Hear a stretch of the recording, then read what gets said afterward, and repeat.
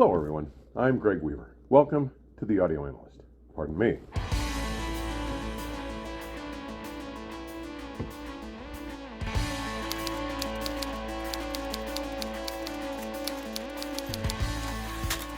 Today's conversation is with yet another audio friend, one I met when he joined the masthead at Enjoy the Music. I want to introduce you to Dr. Michael R. Bump, a musician, composer, and professor of music for approaching 40 years now. Michael holds graduate degrees in performance and literature from the University of Illinois and a PhD in performing and media arts from Truman State University in Kirksville, Missouri, where he has been a professor and director of percussion studies since 2000. As an internationally recognized percussionist and composer with 11 published works, he has performance experiences as principal timpanist with the Ars Nova Chamber Orchestra, Asheville Symphony Orchestra, and the Brevard Music Festival. He has performed as percussionist, assistant timpanist with the Columbus Symphony Orchestra, the Memphis Symphony Orchestra, the Memphis Opera, the Chicago City Ballet, and the Pro Musica Chamber Orchestra, as well as serving as artist-teacher for the Sewanee Summer Music Festival. He has served as percussion coordinator and arranger for the Memphis Blues Drum and Bugle Corps, and as instructor-arranger for the Phantom Regiment Drum and Bugle Corps, and the University of Illinois' Indoor Drumline. He currently serves on the Percussive Arts Society Board of Advisors, having spent time as chair of the New Music Research Committee, and is an endorsing artist for the Pearl Drum Corporation, Innovative Percussion Incorporated, Sabian Cymbals, and Evans Drumhead Company. You can see even more detail about his remarkable career in today's description section. If that isn't an impressive set of credentials, I don't know what would be. And add to this, he has been reviewing audio gear for about 3 years now at Enjoy the Music, where we both are on the masthead. Now, in my zeal to get Dr. Bump to talk about his music background and what he brings to his reviews, I failed to have him talk about his current reference system. So, let me go over that briefly and share some photos. Sources are the overachieving and remarkably analog-sounding Esoteric K03 Super Audio CD player and the VPI Scoutmaster signature turntable fitted with a Dynavector XV1S cartridge. LPs are maintained with a Nitty 2.5 Fi LP cleaner. The exceptional two-box Valve Amplification Company's Signature Mark IIA SE preamplifier with its internal phonostage adeptly directs sources to the equally engaging VAC Statement 450S IQ stereo amplifier. His loudspeakers are the most recent addition to his system, as after reviewing the remarkable von Schweikert Audio Endeavor Special Edition, he elected to give them a permanent place in his music room. He augments bass in his system with a Velodyne DD10 Plus subwoofer. Cabling includes my old friend Joe Skabinski's JPS Aluminata power cords and balanced and single-ended interconnects.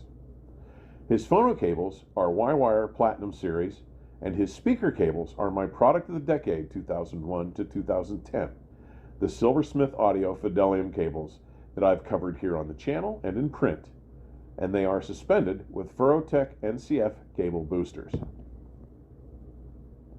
Power conditioning is managed by the indispensable Audience adeptResponse AR6T4, powered by the equally impressive Audience frontRow power cord. And component support and isolation is provided by Daedalus audio isolation footers and Gingko Cloud 11 and Butcher Block Acoustics isolation platforms. With that glaring oversight corrected, here is our conversation. All right, everybody, here he is, Dr. Michael Bump, my buddy and a musician, a composer. It's just a blast to have you here today, buddy.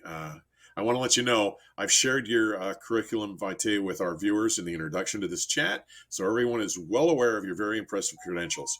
But I want to talk today about some of the things that I mean, you and I have become friends over the years, and I really enjoy our friendship. I love hanging with you. You're fun to talk to. But I'm wondering, seeing that impressive curriculum vitae is amazing. But can you briefly walk us through the high points of your musical journey, how it started, and how you got to where you live in the world of music today? Well, sure. I'll do my best on that one. It's, I'm kind of racking up a lot of years here, but I have to blame my grandfather for all of this stuff. I really do. He, he was a tinkerer. He loved to go to yard sales and that sort of thing, and would always come back with various gadgets, most of them electrical, but he would come back with things and whatever. And so, that was always in his house, that he was tinkering with some new gadget that he picked up at a yard sale or something. And Grandpa was had sort of an eclectic career too. He was the lead cameraman for the Ed Sullivan Show. Oh, wow. And he was obviously there when the Beatles came to America and was the lead cameraman. So, and I watched that episode. And I mean, I was too young, at that particular time, 2 or 3 years age, of something like that. But the family stories are legendary. So we've all shared them from time to time. But as the story goes, that I recall, he was doing sound checks and camera positioning with his other cohorts there on the stage during the dress rehearsal. And so the guys were doing their thing and doing some playing and sound check. And he was trying to get Ringo's attention on the stand to turn it down because he couldn't communicate with the other cameramen, and was trying to ask politely, could you guys turn this down because we can't communicate. And Ringo didn't know what he was saying. He couldn't figure it out. And he kept, hammering or, hounding him, could you turn this down? And so finally Ringo just sort of like stopped playing and scribbled something on a piece of paper, thinking that, my grandfather just wanted an autograph. And he gave it to my grandfather and kept on playing. And my grandfather was so angry with him that he crumpled it up and threw it in the trash can. So wow. So that would have been one to have hanging on the wall. Right. So our family, during holidays, we're just like, we do the collective rolling our eyes thing, about that story. But oh man. So, I mean, the interest in drumming started way back in that regard, because, that's it. Ringo, there he is. Richard Starkey. Yes. Richard Starkey. Yeah. After Pete Best. And so, I became a little bit enamored with that. He gave us my brother and I, an old Webcore portable, quote unquote, reel-to-reel tape deck, which was a tank of a thing, from the late 50s, found it in a yard sale, I'm sure, or something. And so we began to just sort of play with it. He showed us how to, manipulate the machine and whatever. And we got a kick out of recording ourselves doing stand-up comedy, as 5-year-olds would do, or 6-year-olds would do. And then eventually later on, we would start, taping television shows or radio shows, because we thought that was kind of hip at that time in the late 60s. But ultimately, it came down to Mickey Dolenz and the Monkees. Oh wow! That was the real spark for me. Is that watching that on whatever it was, ABC Tuesday 7:30 or something like that. And I was there. I was in front of that TV every week watching that show. So yeah, I wanted to be Mickey Dolenz, basically. And from there on out, Mom and Dad were very kind to, give me lessons, or facilitate taking lessons at the local music store, and that was that. I just started learning the basics and stayed with it ever since. So from that point, it was just basically through school and doing the band and jazz bands, marching band, the whole bit. Later, when I graduated from high school, about 78, I guess it was, started undergraduate work, like I said, at University of Memphis.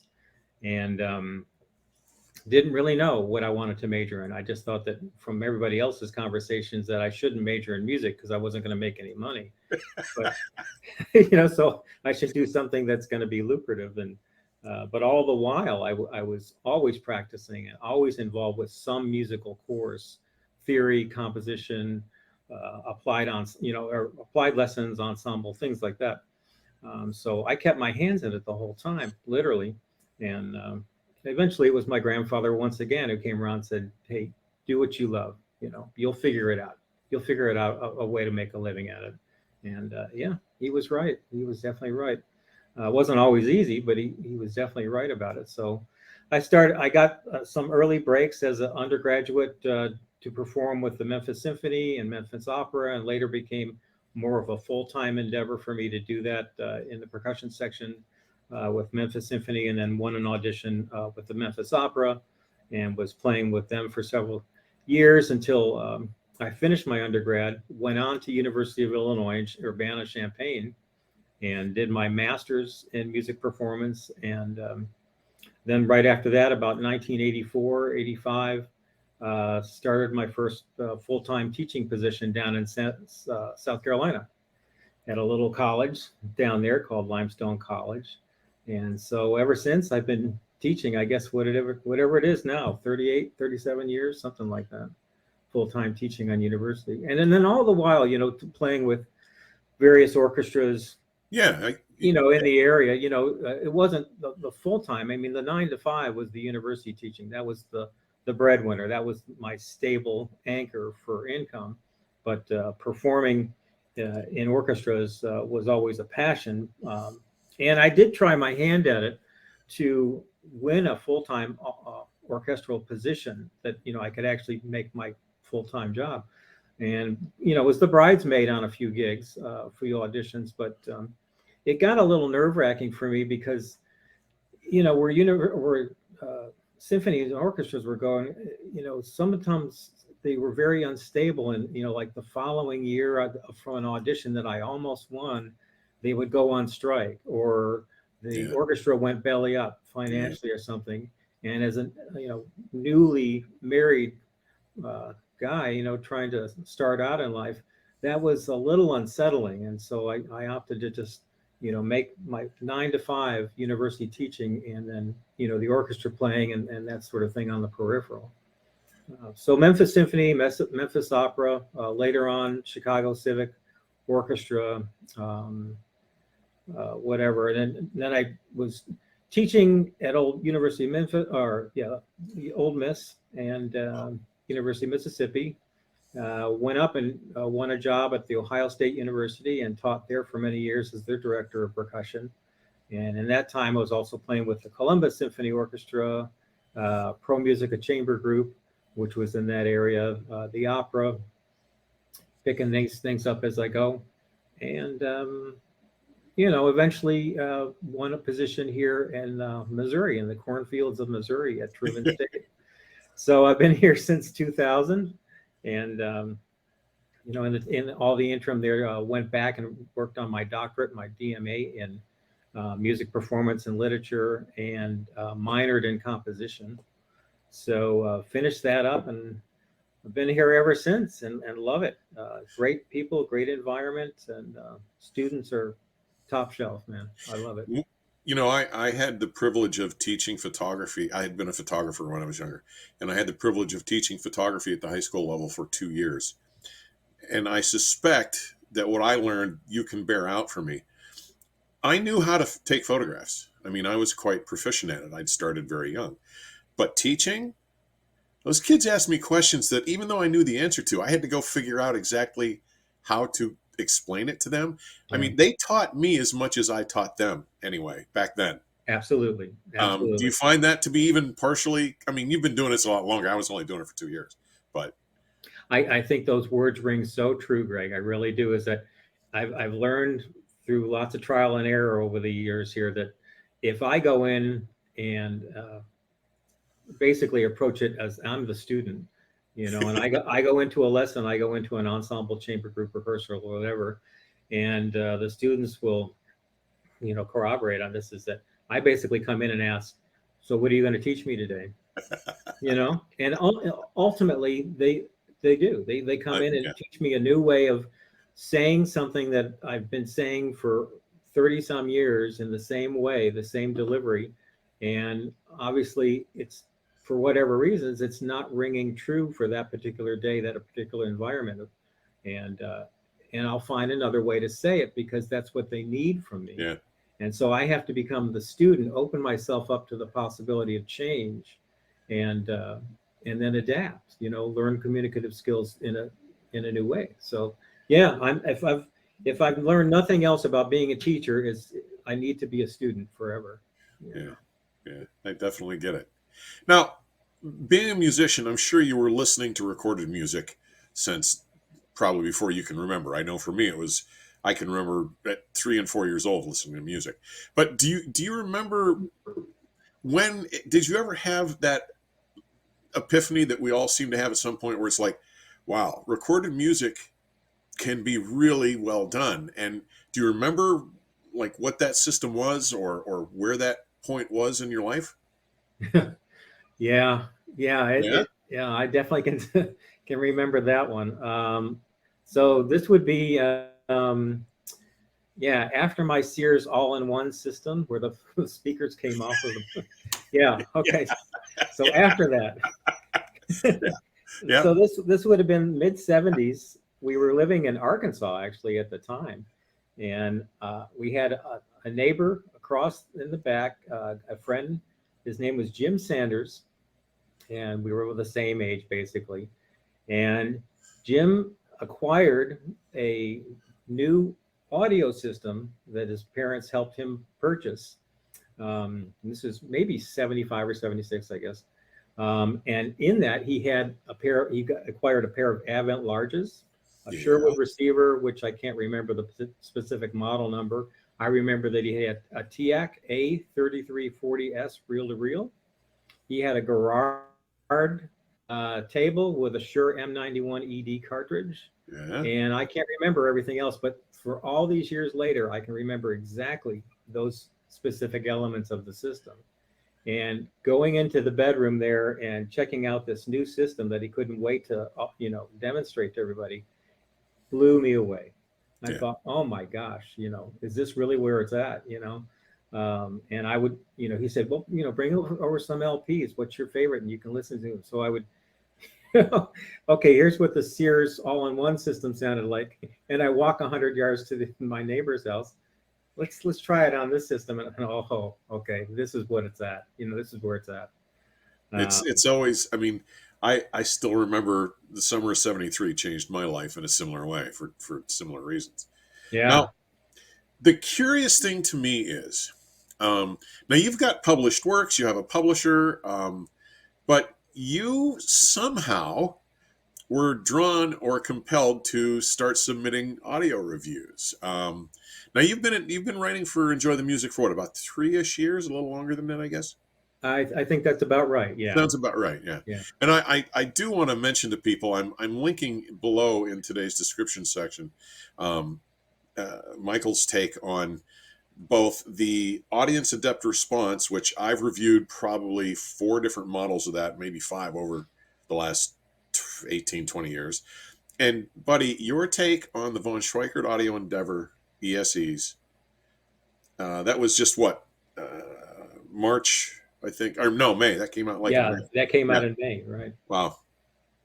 There have been a few reviews of that, and I have to say yours was the most expressive and the most clearly communicative of what that thing can do, because I think you have a way of communicating the experience you have with the gear rather than just talking about, bass, treble experiences. I mean, you convey some of the emotion in the process, and I really think that's cool. But I'm really curious what it was. How did that happen? What made you want to do that?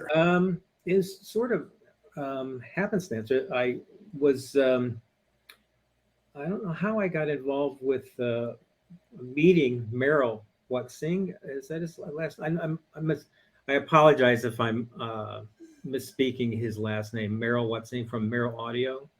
Okay.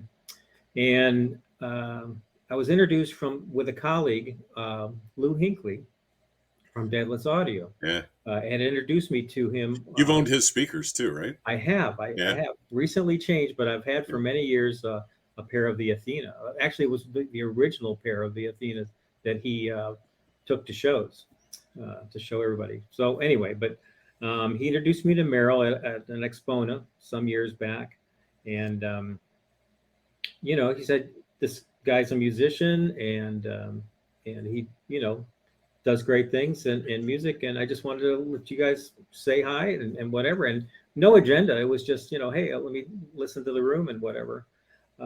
So we hit it off. We had some great conversations in that time, and then through email since then. And he asked eventually, would I be interested in writing some thoughts about some of his equipment? I'd be happy to do that. So I did. I just wrote down some thoughts about the Veritas that he had, and I had them home for a little bit, Class D design, and I had never had that in my system before. So I did. I just wrote some thoughts, pretty casual thoughts, nothing really analytical necessarily from an engineering standpoint. But he wanted to use them for his own promotional work, sure, for the marketing. Which he did, and I was very humbled by that. I really was. So then later on, I wrote another article. It was more formalized for him again on the Element 116s that had just come out at that time. Well, word got to him that he actually, what he did is he contacted Steve Rockland and Enjoy the Music, and said, look, this guy's just written some stuff on the new Element 116. Would you be interested in publishing it? I'll put you guys in touch with each other. So we did. That's how I met Steve, and through some emails, and the rest is history. He said, yeah, let me print this up and Enjoy the Music. And that was the first one that I did. And ever since then, I've been very, very fortunate to be able to have some of these things published by Steve and Enjoy the Music. So, yeah. Well, they're pretty insightful, buddy. I'm sure that what makes them so interesting to most of us is the fact that your perspective is from being a professional musician, and I think we have to give some cred to that, and your ability to communicate the emotion. You seem to get more into how the systems convey music than just the nuts and bolts of the product, which I absolutely love, and I think other people should love too. And you recently shared with me a preliminary preview of the Critical Mass Systems Center Stage 2Ms. Dude, I loved that you totally got those things. I mean, they're not. I've been playing with footers since '84. In 1984, the Sorbothane footers, the Mission Isoplat. It was a piece of wood with 4 half pucks of Sorbothane. Sure. Put your turntable on it. It worked. And my now very good friend Steve McCormick, who had the Mod Squad, brought out Tiptoes that year, and he built them. They threaded into your Oracle Delphi turntable. But these are not footers. These are game changers, as you found out. Yeah. And dude, I got to tell you, I think people are going to get a kick out of that when it publishes. Michael, I'm happy to be your friend, and I love talking with you. But I think your work is exceptional, and I'm glad you're doing it. Well, that's incredibly kind, and coming from you, that means the world to me, because as you know, and I've mentioned many times, quite seriously, is that I reference your resources here online and elsewhere many times, and that's how I'm learning this audiophile craft in a formal way, to do reviews and such, because I'm just shooting from the hip in terms of writing. I'm just writing from well, as a musician, this is what I would like to hear in a audio reproduction system. This is what I think it should do. This is my ultimate objective is reproducing as close as possible the live event, and if we can get there, then yeah, I think that, I can be better served as a listener as things go, because, I listen critically for professional reasons, and I listen critically, I guess, too, for casual reasons. Yeah. But my ultimate objective has to be, because I don't know any better, is the live event.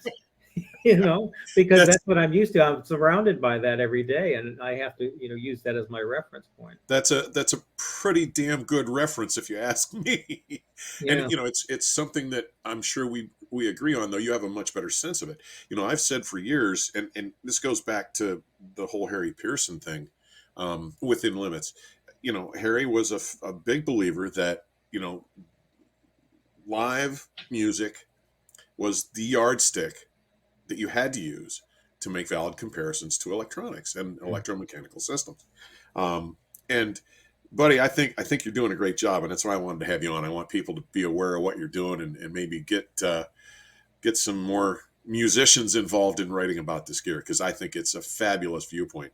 Well, I'm glad people are value that, and it's very kind of you, really, to say that. So coming it's the truth, brother. Somebody that I reference, personally in this hobby. But in a lot of ways, it's in a lot of ways, for me anyway, it's not so much the recreation element as it is the authentication of music when you're listening to reproduced recorded sound. You want that visceral element. You want that sense of involvement, as people will use that term a lot. But learning to listen rather than just simply hear sound, for the sake of that, the artifacts, related to the live event, and listening to space, or listening for space or within space, as opposed to just the other four parameters of sound, pitch, intensity, duration, and timbre. Those are things that, are sort of like anchors within, we all reference those points all the time, but, listening for space and listening within the space, immersing yourself in that possibility is great. It's not a judgment call, in my opinion, about, well, this is right or this is wrong, or, this person listens for more low end and this person loves the mids, they're crazy about, mid-range bloom and all this. That's the beauty of it, is that, nobody's wrong. You come into this very subjectively speaking and say, I'm looking for this, I'm listening for that. And but as long as you're listening deeply, that you're really giving it everything, that when you're in that listening mode, whether it's your house or wherever in a live concert, that you really devote yourself, you turn yourself over body and soul to the moment. Those are the things that stick with you forever. Those are the memories. That's where it is. Well, I refer to it as proactive listening. Yeah. I mean, there's nothing wrong with having music on in the background while you're cooking or whatever, but there's something about turn the lights down, tuning out, and just focusing on the performance in front of you. Really? And trying to really experience what was going on there. And I'm on this crazy trip to find the closest I can get to it, which is costing me quite a bit of money, as you are aware. It costs money to get there. No doubt. But listen, Michael, I can't thank you enough for sharing time with us today. I think what you're doing is wonderful. I'm very, very encouraged, and hope that maybe more. We do have a few musicians who happen to write, but from my perspective, you have the credence of all this musical experience, and you're a good writer. Your passion comes through. What you're feeling comes through in the work. That doesn't always happen. So I applaud your efforts, and I'm looking forward to more of what you're going to do, buddy. Well, again, thank you so much, Greg, and I appreciate this, but I want to use the moment here to thank you for the reference and resources that you provide in this hobby, this vocation, as things go, because I'm checking it out all the time, and I know a lot of other people are too. So thanks, man. Well, I appreciate it, buddy. And please don't tell any of my publishers or editors that I do it for free. I love this. I second that. Yeah, me too. We're not going to stop doing it regardless. So that's great. Dr. Bump, thank you so much for taking time to hang out with us today. I really appreciate your time. My best to the family. I hope you have a great week, and we'll talk to you soon, buddy. And you too as well. Thanks so much, Greg. Stay safe, buddy. Okay, bye-bye. My sincere thanks to Michael for taking the time to share some of his story with us here today. Such a humble and interesting cat. I hope you'll all take the time to look at today's description section to see the links to his university homepage and to some of his reviews. Now, once you do, I think you'll understand why I felt so motivated and wanted to introduce you to him. Thank you all for taking the time to drop by today. Please click the subscribe button if you haven't already, and be sure to post comments or questions. And please like and share links to your favorite episodes with your friends or on social media. Information on supporting the channel may be found in today's description section or at my website, theaudioanalyst.com. Please stay safe and keep the music playing. Till next time, cheers.